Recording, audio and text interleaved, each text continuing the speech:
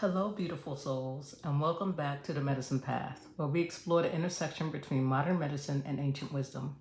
I am Moncho, a registered nurse, licensed massage therapist, Reiki master, and shamanic practitioner trained in the Peruvian tradition. And today is Spiritual Reflection Sunday. Let me ask you something. Are you actually living with intention, or are you simply reacting to whatever life puts in front of you? Because those two are very different ways of living. Living with intention doesn't mean controlling everything that happens. It means becoming more conscious about how you choose to respond. So what does it mean to live with intention? Living with intention means asking yourself, what matters to me? How do I want to show up in the world? And are my everyday choices actually aligned with those values? Sometimes intention looks very simple. It might mean putting your phone down and really listening when someone is talking. It might mean choosing rest instead of constantly pushing yourself. It might mean being more mindful about what you consume, how you spend your money, or how you treat the people around you.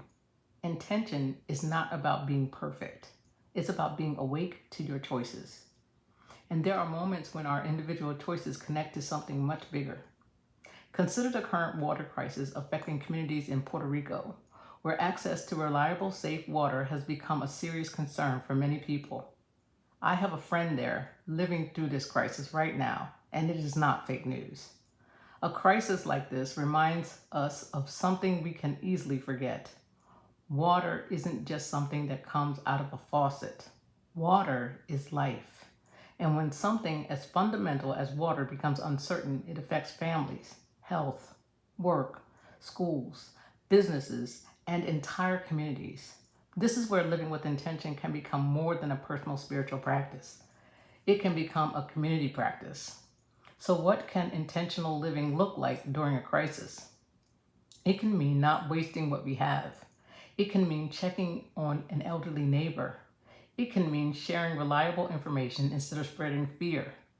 It can mean supporting organizations doing legitimate work in affected communities like Puerto Rico.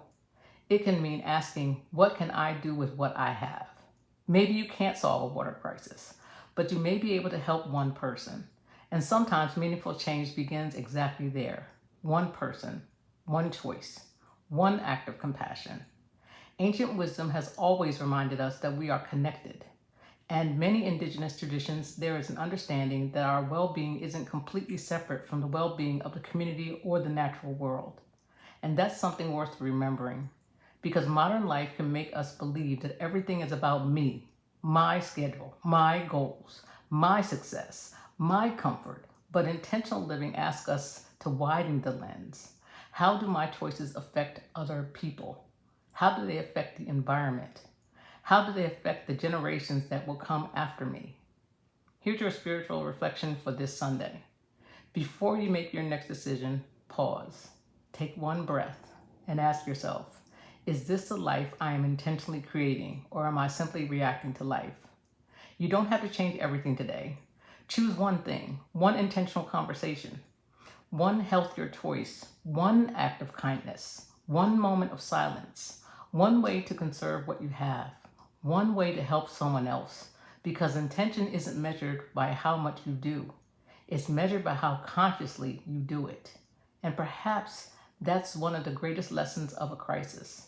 It reminds us of what we sometimes take for granted: water, community, connection, and each other. So as you move through this week, I invite you to slow down long enough to ask yourself, what am I choosing and why? Because when we live with intention, we stop simply moving through life and we begin participating in it. Thank you for spending this time with me here on the Medicine Path, where we explore the intersection between modern medicine and ancient wisdom. Until next time, take care of your body, honor your spirit, and remember, healing isn't always about changing your entire life. Sometimes it begins with becoming more intentional about the life you're already living. I'll see you next time here on the Medicine Path.